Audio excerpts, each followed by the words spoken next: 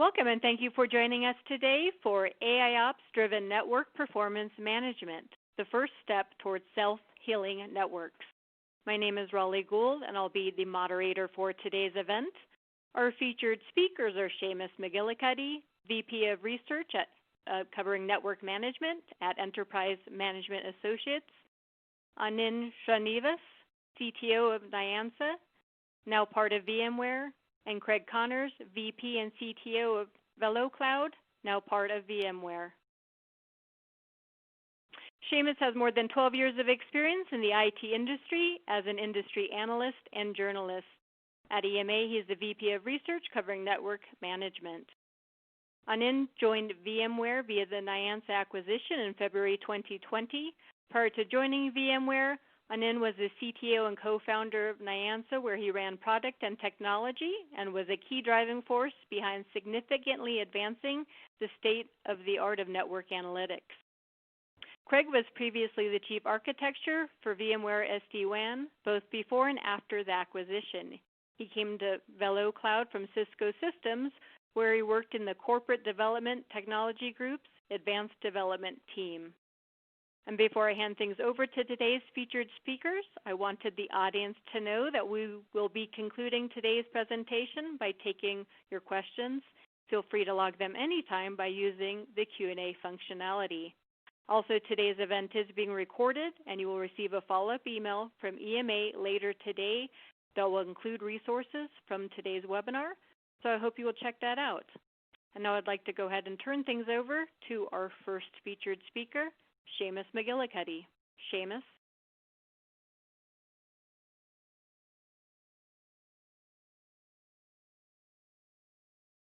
Hello, sorry, I was on mute. Thank you, Raleigh. And thank you everyone for joining us today.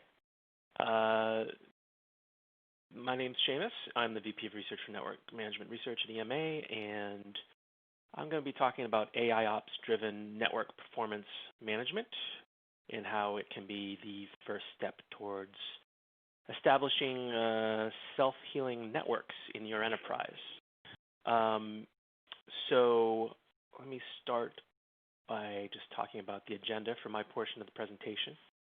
I'm going to begin by covering the state of network operations in general today in the enterprise space, and talk about how digital enterprises need to transform network operations.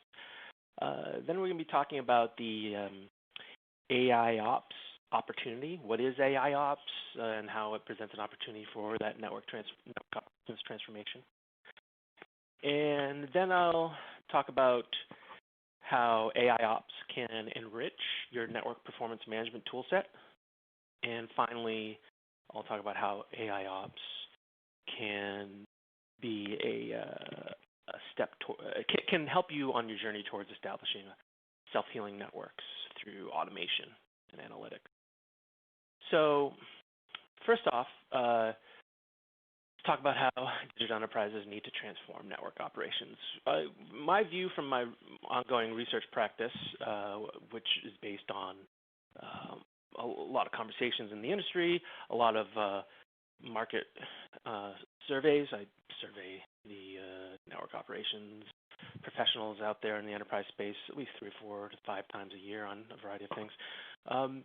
We're finding that the complexity is just inherent in networking, and it's probably no surprise to you, but there are multiple management domains that people have to account for: the data center, the underlying fabrics in data center networking, increasingly overlays, new control planes, things like that.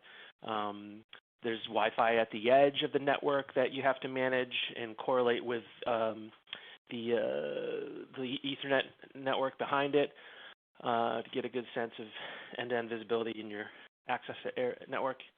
There's increasingly new layers of technology in your wide area network. You got the software-defined WAN overlays that are, abstracting away the physical underlays you use to connect to your sites. And then there's, of course, even the remote LAN infrastructure in your remote sites, Ethernet, Wi-Fi, that also is in a critical part of the service delivery chain for your users. And then there's cloud networking, the networking within your VPCs and your public cloud environments, networking across your public cloud environments, interconnects between your public cloud and your private cloud. It's a lot of complexity. And then, of course, there's endpoint diversity, laptops, desktops, mobile devices, IoT connections. More than 70% of enterprise network teams tell me that they've got significant IoT device connection demand in their organizations, and it's driving new requirements of them. They're playing new roles. Some of them are even patching and updating operating systems on IoT devices. Like, God forbid, they're being asked to maintain the OS on MRI machines sometimes. These are network engineers. So that's complexity, and then that complexity drives the enterprise to expect more from its network team than just simple network uptime. It's about performance. It's about visibility. These are the top 5 business expectations of network operations today. At the top of the list, you see security risk reduction, and that speaks to the fact that we're seeing a lot of collaboration between NetOps teams and information security. Service quality, improved network visibility so that the business can understand how the network's serving it, end user experience and application performance. These, at the bottom of the list is uptime or SLAs. It's a new world for network operations, and they're ill-equipped to deal with it in a lot of cases. Network performance management is a fragmented world. There's just a lot of performance data that needs to be collected and analyzed and correlated by network management, network monitoring tools. You got packets, you got network flows, you got network device metrics collected via SNMP, CLI, APIs, streaming telemetry. You got application performance metrics, syslogs, network services like DHCP, DNS, Radius. You got synthetic traffic for active monitoring. All of that is in use by a lot of enterprises, and you'll be hard-pressed to find a single vendor that can collect and analyze and make sense of all of that. So as a result, in our research, we find that a typical enterprise has between 3 and 6 tools that it considers network performance management tools. What does that mean? You got a fragmented tool set. You're going to have difficulty managing across those tools. These are quotes from conversations I've had in the field. An IT operations tool consultant specializes in helping companies evaluate, procure, implement network operations tools, told me that he has never encountered a client who had a formal process for correlation across network performance management tools. And then this tools engineer, a senior network architect, actually, at a very large North American government agency, told me that tool correlation is difficult in his organization, and even though he's the guy who sort of leads on implementing network performance management tools, he admits to me that he relies primarily on the experience of the operational engineer to correlate insights. That's problematic because what happens when those engineers retire or are overloaded with work? The lower level tier 1 admins are going to be flailing. And that leads to trouble for the network operations teams. They're inefficient. On the left, you see this pie chart that represents how proactive NetOps is. 39% of all IT service problems are detected, experienced by and reported by end users who are being impacted by them. 61% are proactively detected, which is, as good as the majority of them, but 39% of the time that you have an IT service problem, a degradation or an outage, the end users are already being impacted before you're even responding. And that's not the posture you want to be in. That's lost revenue. That's unhappy business leaders. That's customers who are turning away from your e-commerce platform. As a result, network teams have told me in my research that they spend about 75% of their time just fixing problems, the network operations team. And that leaves very little time to deliver value to the business in the form of like new strategic projects like network transformation on the WAN or new software-defined network in a data center or multi-cloud networking. Where's the time to do that to support that effort? We also find that problem identification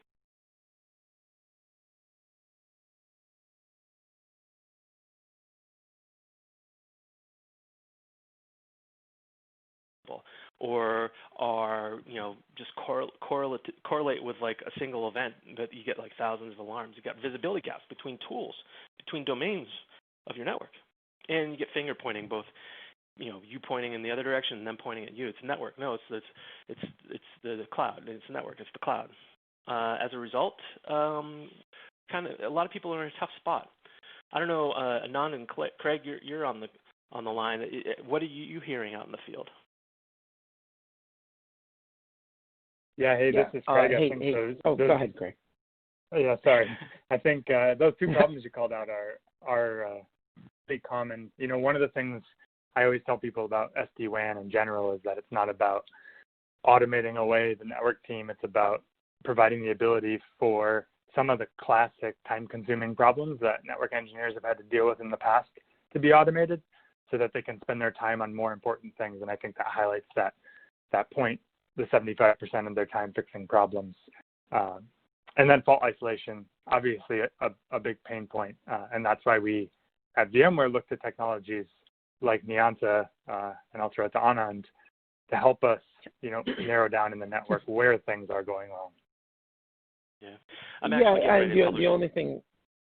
Oh, sorry. Go ahead. I was just saying, I'm getting ready to publish some new research that found that, when it comes to like the troubleshooting process, problem isolation and root cause analysis are the two tasks that are least supported by currently installed tools. Like they're not well served by the current tool sets and the most critical aspects of troubleshooting. Yeah. So the only thing that I would just add to this is also a lot of tools in network operations sort of focus on the infrastructure, all of those different data sources that you talked about, Seamus, of SNMP from each of the network elements, packets, all of that. But at the end of the day, the network is to connect devices to applications. And so sort of looking at a network from the perspective of the end devices and the applications that they can talk to and their connectivity and things like that, that's what it sort of boils down to. And sort of simplifying your kind of operational view to that, but then getting into, okay, well, when things go wrong, where is it going on to the fault isolation that Craig talked about? That's sort of really the key. But, that simplification, I know you're going to talk about it in terms of, the types of algorithms and machine learning that we can bring to bear to that. So I'll hand it back to you, Seamus. Oh, yes. I've seen how you do it in Nianta. That's you definitely know how to do that, correlate from the end user point of view, and access to applications and services. So what is what is AIOps? Another analyst firm coined the term, I believe. I don't follow them too closely, so I wouldn't know for sure. But artificial intelligence for IT operations is what AIOps stands for. It generates a lot of interest. What is it? I think it's going to vary from vendor to vendor who are implementing it, what exactly is behind the curtain. But foundations of it include big data technology, and then some machine learning, some supervised machine learning, maybe unsupervised machine learning, a combination of the two, some other advanced heuristics and algorithms like statistical analysis and other things that may have been available in the past, but brought to bear in combination with some other technologies like machine learning, and suddenly you're dealing with more intelligent, more robust technology that can make network operations more easy for your organization. What are the capabilities? Well, first off, AIOps technologies basically have to learn your environment. They may be trained by your vendor beforehand for what networks are and what it can expect to see. But then once it gets in your environment, it's probably going to have to learn your particular network and baseline that. And then it's going to start doing things like detecting anomalies that might be indicative of a security incident or a performance issue.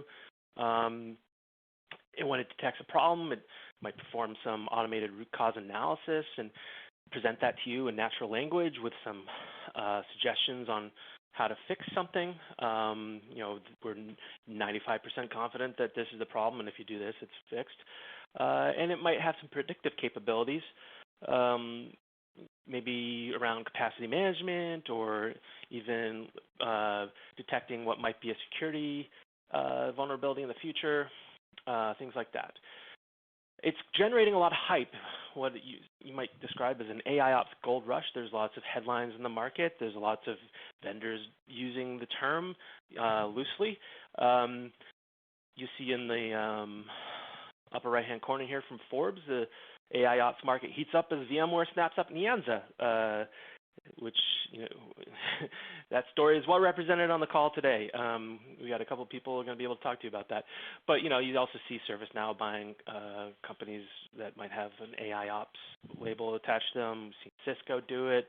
And lots of knowledgeable people writing about what the future holds. Autonomous networking and the rise of AIOps from CIO magazine, for instance, autonomous networking.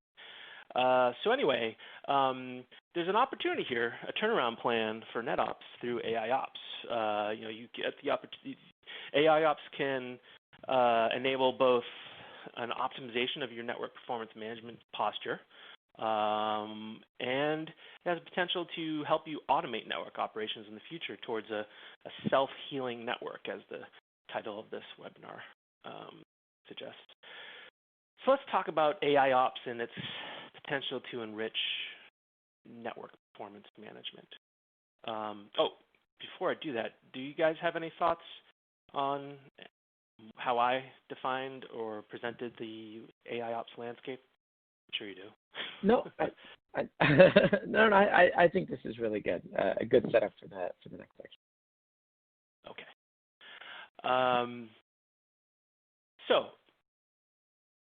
my research, I surveyed a few hundred enterprises last year on network performance management. Just, what does it mean to them?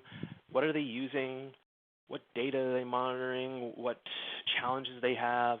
One thing I asked them was, what are the most important technical features of your network performance management tools today? The number 3 response was AIOps, or advanced analytics, or the lots of advanced IT analytics. It's all this. When you describe it to them, it's what they select as the number 3 technical feature for them. And 92% of them said they were interested in it. 28% said it was already critical to their network operations teams.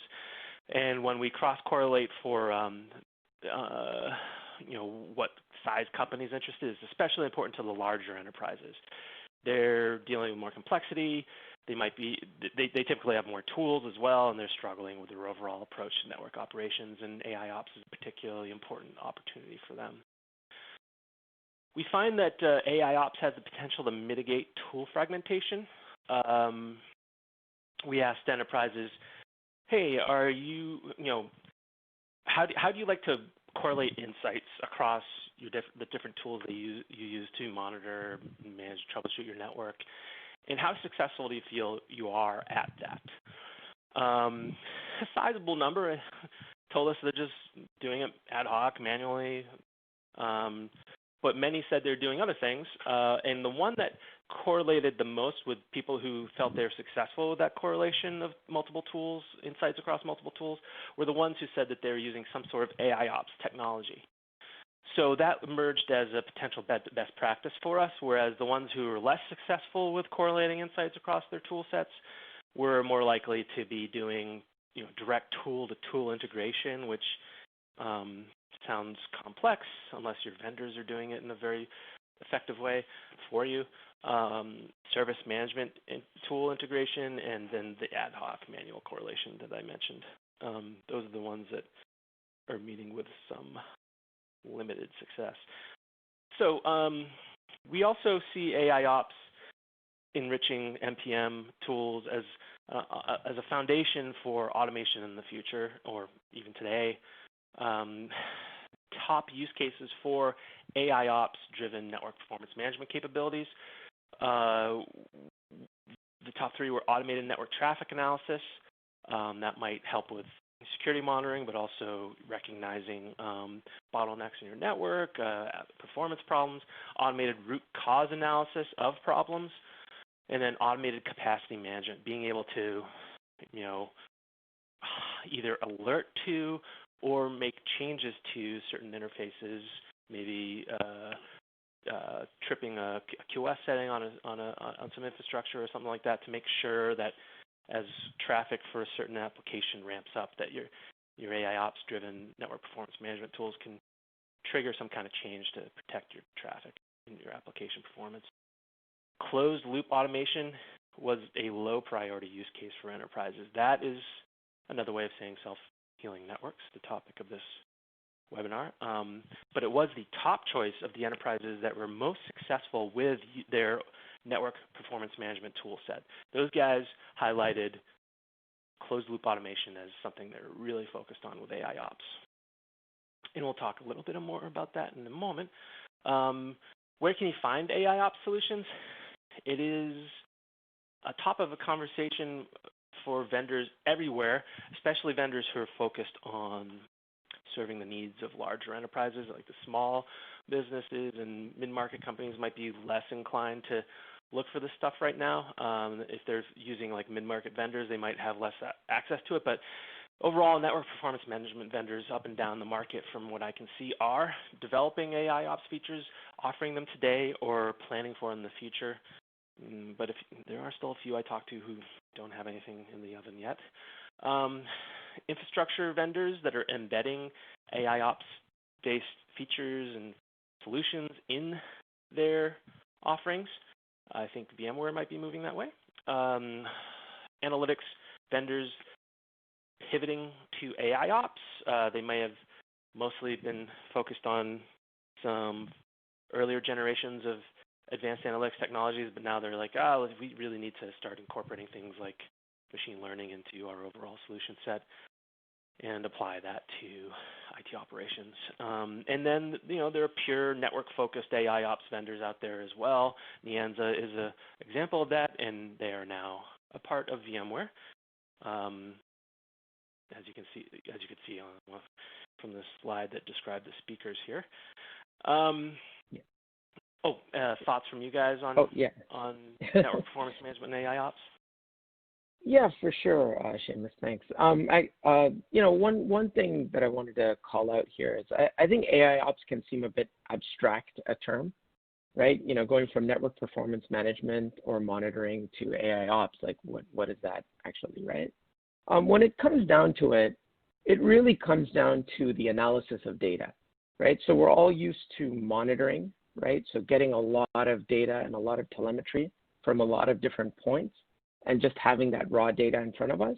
But, the notion of AIOps is really about taking that data into a system and actually performing some analysis on it so that what's coming out on the other end is not just the data itself. It's actually some insights that sort of combines all this data to really get at the problems that, I mentioned earlier around our devices end devices, that is, able to connect to applications efficiently, right, over the network, right? And if not, why aren't they able to? What's the root cause of it? Where should, one focus, and so on. And I noticed a question come up on the Q&A around sort of what happens if a totally untuned network, if, the system is learning about a totally untuned network, and how does it know what anomalies are important? And this is where, enough data, but really the right type of analysis and the right type of analytics comes into play. And so a totally untuned network, well, the only way to really objectively know whether an untuned network is good or bad is by two types of comparisons.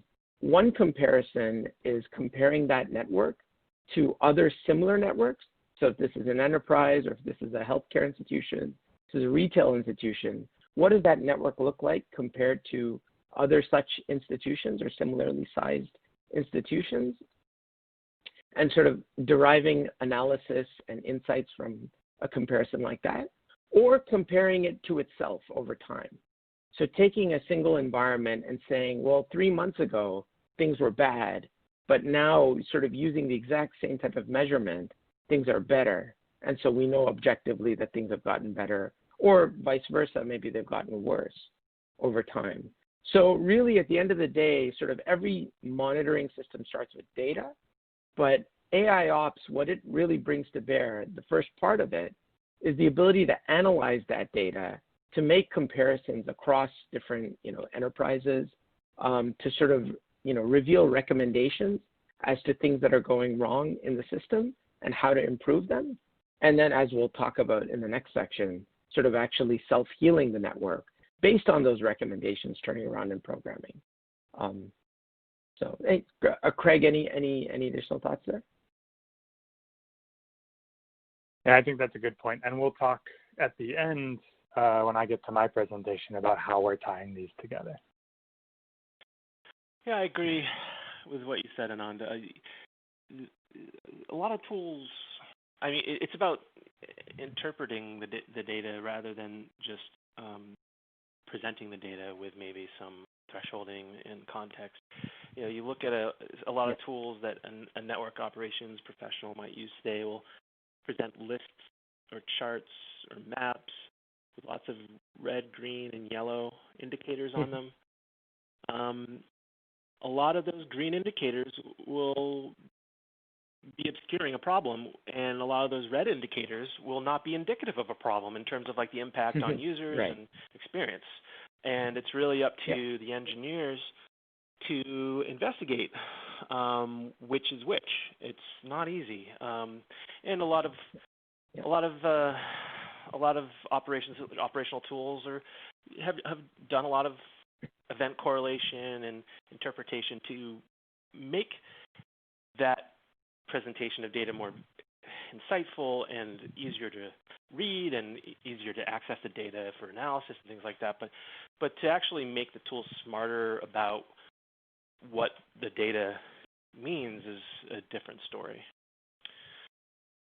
Yeah, and just to sort of add to that, Seamus, is sort of one way to look at it is a summary of the data, right? That's one level of analysis, and it's useful to say going from sort of raw, data about different network elements and devices and things like that to say like a map or something like that. That's one level. But sort of the next level that really AIOps brings to bear as well is to sort of propose recommendations and answers to questions that IT folks didn't even know that they, needed to ask, right? Like, hey, this corner of the building, users there are having trouble accessing Skype for Business or Zoom or whatever it is, without sort of the IT professional even knowing that that was even going on and before it even happened, sort of enabling folks to be proactive. Yeah, great. All right, so let's talk about how AIOps can help drive an enterprise towards a posture of having a self-healing network.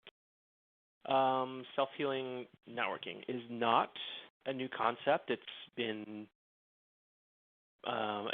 vendors have been marketing to the concept for years, just under different names like autonomic networking, self-defending networks, closed-loop network automation, or network operations.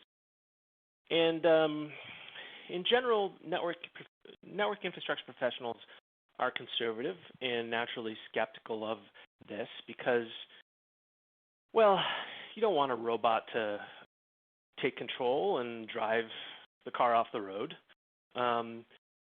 This one network automation engineer, this is a guy who was writing network automation software for his employer. He said, I think that kind of talk is science fiction, so it's not even responsible to discuss it. He had a very strong opinion on the matter.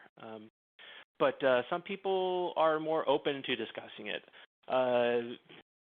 We see AIOps and advanced analytical technology as being an essential driver of automation in general. It is, according to a survey I did last fall, of a few hundred network automation initiatives. These are surveys of individuals who were directly engaged in their enterprise's network automation initiative, a sponsored formal initiative. 85% of them said that advanced analytics capabilities like AIOps were a part of that initiative. 34% said it was essential to them. It was especially likely to be essential to people who were the most successful with their automation efforts so far. The top use case for AIOps-driven network automation was self-healing networks. That is, automated changes driven by analytically derived insights. That's how we described it to them as a multiple choice option. That's a self-healing network. They're open to it, but they're not going to dive in all the way. 81% said yes, our network automation initiative is targeting a self-healing network, but only 38% said they want to implement it broadly across the enterprise. 43% said we're confining this to automating low-risk tasks, at least for now.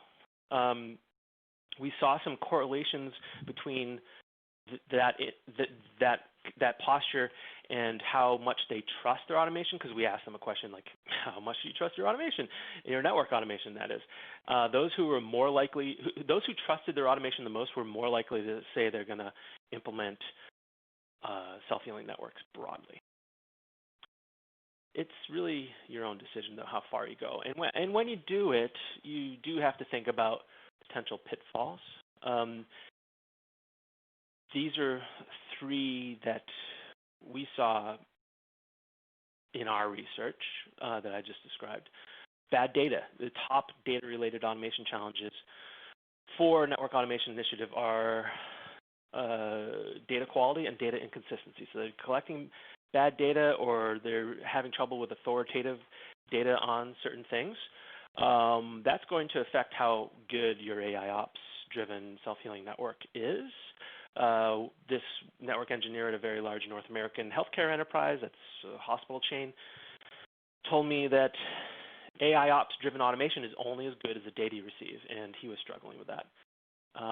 Personally, in his organization, he said that he was struggling with that. A lot of people I talk to struggle with it. I remember talking to one enterprise at a Fortune 50 global, one network engineer at a Fortune 50 global enterprise who told me that he pushes changes through his automation tool chain, and the way he knows whether or not things worked as he hoped was he waited for an SNMP trap to come back saying that a service was down or a router was down, and if it did come in, then he knew that he had broken things. That was his process. AIOps-driven automation should be better, but it's only as good as your data. Also, scalability can be an issue for AIOps. Some AIOps solutions can be resource intensive, and that means a big hardware footprint. And many vendors get around that by scaling in the cloud, and many enterprises are not comfortable with that. Specifically, I talked to a director of infrastructure at a large North American financial company, an investment company, that told me that his vendor, his network performance management vendor, had a public cloud AIOps analysis engine, and they were not using it primarily at the time because they were sensitive about the data exposure. Now, I am pretty sure that this particular solution, because I'm familiar with it, wasn't going to expose their data in a meaningful way. It's pretty anonymized, but still they said they needed to do some evaluation of it before they were willing to even consider it. And then there's also administrative overhead to think about. I mean, AIOps solutions often have to be trained and cared for, and vendors are probably going to do a lot of that for you. 73% of AIOps adopters told us, AIOps-driven networking and automation told us that their solutions require upkeep by a data scientist of some kind, and 43% say they're building some in-house capability around that, which surprised me. The rest were primarily just relying on their vendors to do it. This one IT operations consultant who works on this told me that he basically had to become a data scientist himself to support certain client engagements. So that's something to keep in mind when you're looking at different AIOps capabilities and how it can drive your self-healing network. So some final thoughts for me. Complexity and digital transformation require NetOps modernization. I think I think a lot of you probably would agree with that. I mean, how many people are truly satisfied with their overall network operations posture today, especially given the disruption everyone's dealing with now with the pandemic? A lot of things have been turned upside down. AIOps is overhyped, but it is a real opportunity. We're seeing a lot of enterprises get value out of it. It's an indicator of best practice approaches to certain things. AIOps-driven network performance management can potentially streamline operations, and it enables advanced automation, and self-healing networks is the next step for a mature enterprise who has done the work of making sure that the solutions they implement are going to fit their needs, and they can hand over the wheel in certain aspects of their operations and maybe hold on to the wheel in others and see where things go. And I think the VMware team is going to take it from here and tell you a little bit more about their approach to things. But so I'll be back for a Q&A after they finish their portion of the presentation. So thanks for your time. I appreciate it. Awesome. Thanks, Seamus. So yeah, no, in a sec, I think Craig will have a lot to say about sort of self-healing networks and how we're incorporating the technology. And Craig's sort of a good source for that, given the incredible sort of self-healing aspect that VeloCloud already has embedded within the SDWAN solution. But to sort of kick my part off, what I wanted to just quickly address, obviously, is sort of the aspect of obviously how COVID-19 is affecting enterprise networks and just all our lives in general. And, an aspect of the solution that we talked about is sort of the idea that we're getting a lot of data into, our AIOps technology. And what does that data just even tell us, about sort of what's going on in enterprises? And so, we wrote a blog recently, but just sort of calling out some data that we saw.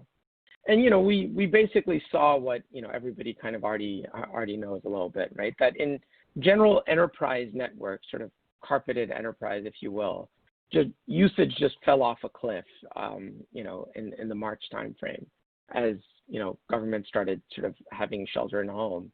Healthcare, not so much. Healthcare just stayed humming, obviously, with a lot of the use there.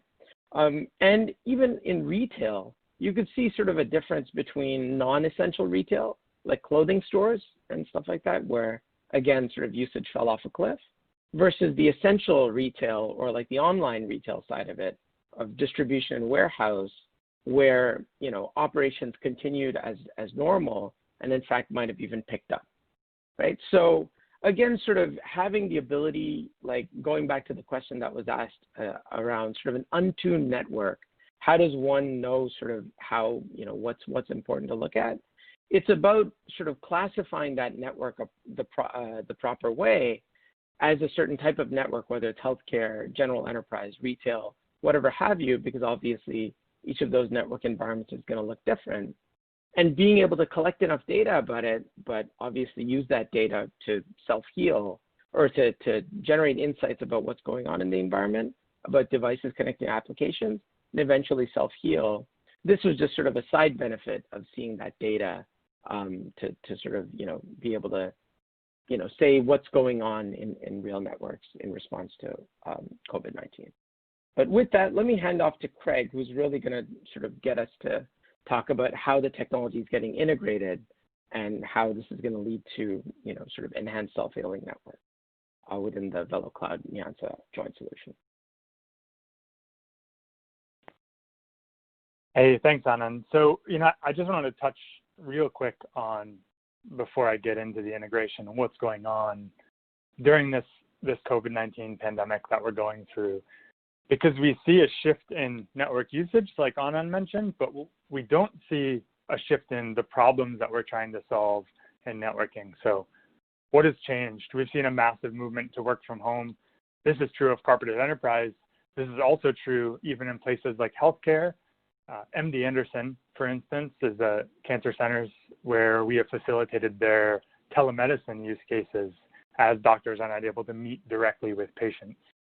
We see a huge reliance on SaaS, especially unified communications in the cloud, things like Zoom meetings, that we're all on a lot more often now as we're working remote, and the VeloCloud ability to prioritize and provide quality experience for those applications in the cloud, one of the unique flavors of us, very important. Last is an increased burden on data centers. So more users are remote, more accessing of resources, be they in the private cloud or in the public cloud, and how do we leverage that and continue to provide that quality experience. So if we think back to, this is the generic slide about VMware SD-WAN by VeloCloud and what we do. We have a technology we call dynamic multipath optimization that we talk about a lot, about optimizing real-time applications and how do we improve the user's quality of experience. And I've come to say that that is really what we've built is kind of like a self-healing WAN. So we automatically identify applications, we automatically match applications to the correct transport based on current network conditions, we automatically remediate problems that are happening so you don't have to. And we've reduced the burden on the network engineering team, and we've shown that by taking this application-centric focus and building this intelligent overlay on top of what's going on in the network, you can truly achieve self-healing. But at the same time, we talk to customers to find out, even after they deploy VMware SD-WAN, what are the challenges you're still having in your network? And to go back to what you heard at the beginning of this webinar, two big things we hear are, one is pinpointing where the problem is. So in a lot of cases, the WAN is blamed, even if the WAN's not the problem. And just SD-WAN saying, hey, the network is good is not necessarily enough to convince everyone that the problem is somewhere else. It's also not helping you figure out where the problem is. And so with all of this data that we're gathering and with these advancements in AIOps, how can we narrow down that problem scope and solve some of those problems? So enter Nyansa. We looked for solutions in this space. There's kind of a burgeoning space called SD-LAN or SD-branch, where you talk about intelligent management of what's happening on the LAN side, kind of similar to what we do in the SD-WAN domain. And for us, something that was very unique about Nyansa and what they were doing is that if you look at VMware's overall strategy, which started with NSX we said, bring any underlay you want, be it Cisco ACI, be it Dell servers, be it anything. We'll build a software abstraction layer that runs on top that simplifies configuration and provides quality of experience. And then in the WAN, we did the same thing, bring any transport, LTE, cable, MPLS. We'll build a software abstraction on top that simplifies configuration, provides better user experience. The classic entrants into the SD-LAN space have been tied hardware and software solutions. And to me, that's not fitting that SD-LAN model, because to me, software defined means the underlay, the hardware is detached. And Nyansa was really the pioneer in building this sort of solution where they said, bring Cisco endpoints, Meraki endpoints, Aruba endpoints, it doesn't matter. We're going to build a software abstraction on top that simplifies your network, that does fault detection, that can improve the quality, tell you what's going wrong, where it is, how to fix it. And so a very natural combination of the two. One of the ways that Nyansa achieved that was by deploying a crawler on-prem that could analyze the network traffic going on in the network, as well as reaching out to adjacent devices in the network. So we bring those two together, post-integration with VMware SD-WAN. We run the Voyance crawler, which is Nyansa's on-premise footprint, as part of the VMware Edge, SD-WAN Edge, either in a combination analytics SD-WAN mode or standalone in the existing Nyansa analytics only mode. And that simplifies the deployment for SD-WAN customers. For non-SD-WAN customers, you get zero-touch deployment, everything that you would have got from that SD-WAN provisioning workflow to simplify deployment of that analytics endpoint.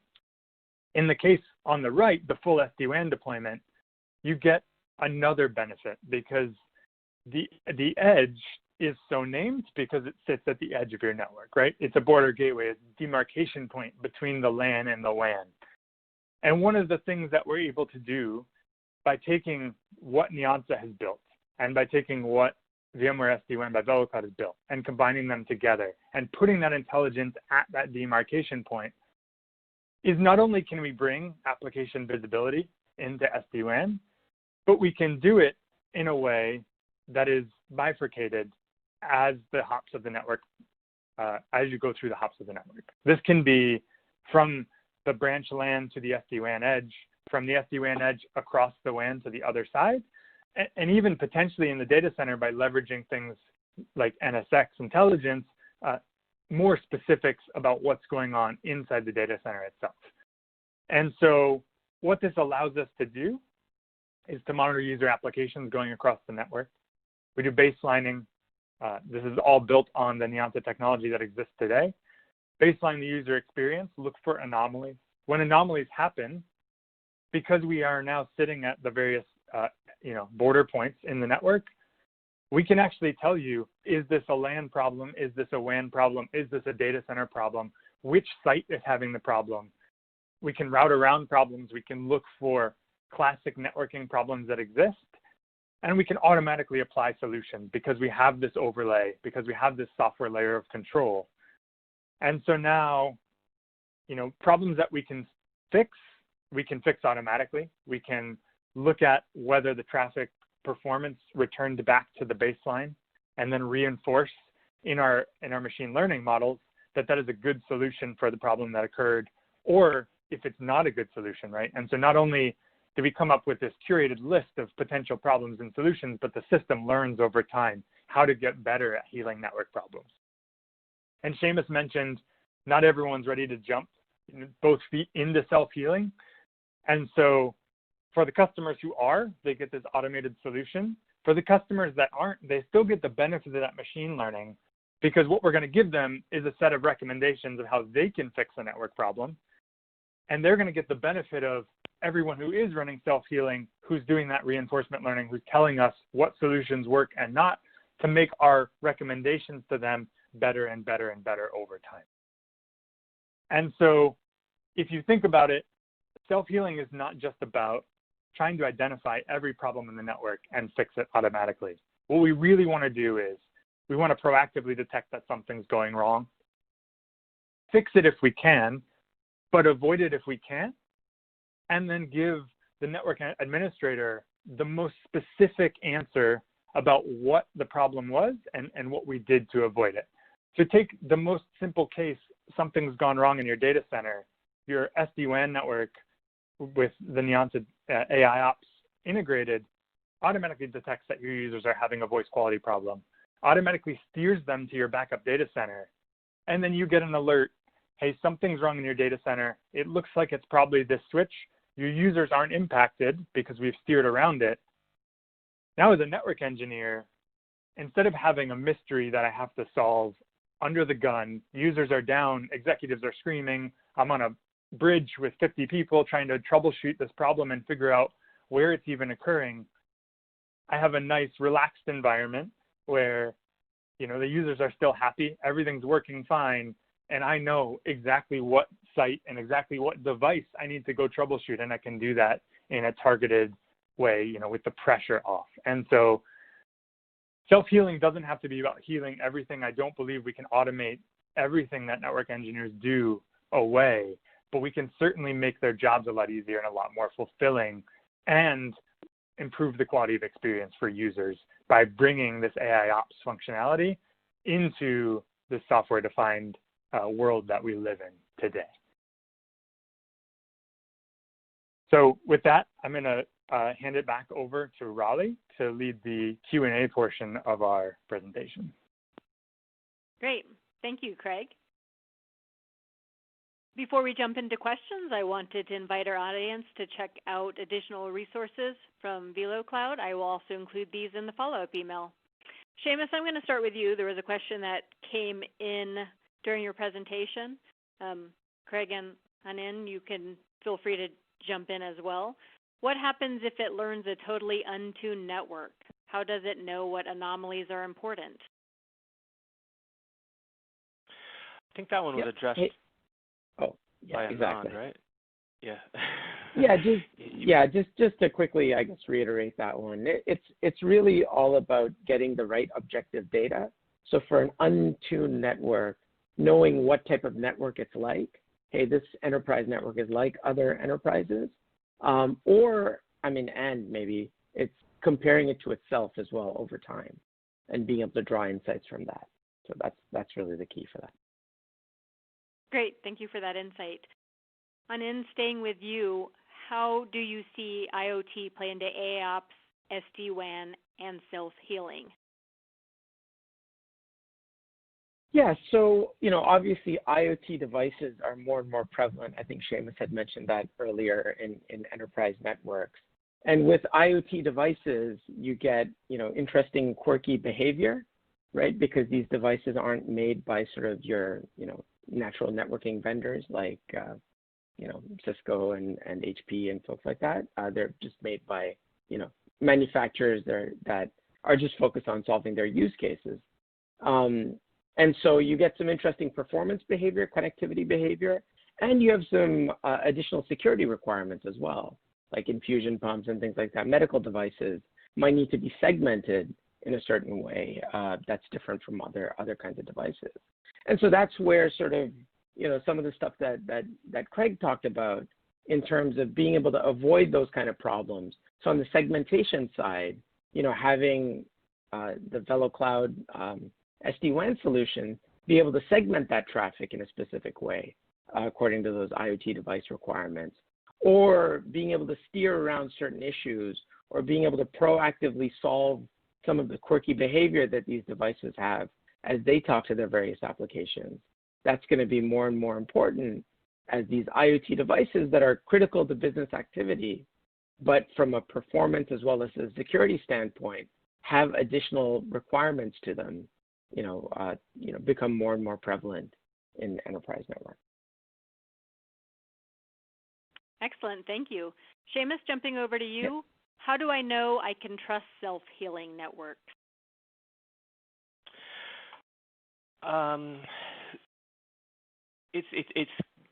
It's going to depend on the work you put in ahead of time, the conversations you had with your key vendors, the quality of the data you're collecting, the nature of the AIOps capabilities that you're using to drive it. I think it's going to be I think the key is to start small and build trust. You don't have to just hand over control to a self-healing network solution. You can identify. I mean, you can start by just looking at telling your solution to just observe and analyze what's happening and see how good it is at understanding your network. Focus on root cause analysis and, this is, anomaly detection and let the solution prove to you how reliable it is. And over time, you can start handing over some controls to an automated system with the help of your vendor partners to the extent that you're comfortable with. It's not like a black and white situation where you're either doing this or not. It's a gradual journey. I think that most people are going to remain skeptical of total self-healing networks for a little while, and they're probably right to do so because not every solution on the market is going to be perfect. But it's something that you can move at your own pace with. So that's what I would advise, to establish that trust over time. Thanks, Seamus. And can you also discuss the hype around AIOps tech? How can I tell if it's real or if it's just vaporware? Okay. Well,